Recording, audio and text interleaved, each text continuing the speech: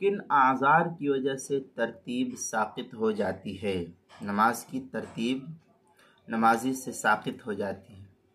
چنانچہ چند صورتوں میں صاحب ترتیب سے ترتیب کا حکم ساقط ہو جاتا ہے۔ نمبر 1، چھٹی ہوئی نماز بالکل یاد ہی نہ رہی۔ چھٹی ہوئی جو نماز ہے بالکل یاد ہی نہیں رہی۔ دوسرے کہ وقتیہ نماز کا وقت اتنا تنگ ہو جائے کہ مسنون طریقے پر اسے ادا نہیں کیا جا سکے۔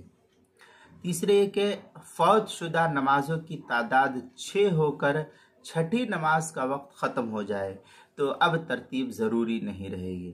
ہاں، اب جتنی یہ نمازیں تھیں یہ سب کی سب قضا کر لیا۔ اب قضا کر لینے کی صورت میں اس کے ذمہ اب کچھ باقی نہیں رہا تو پھر ترتیب لوٹ آتی ہے۔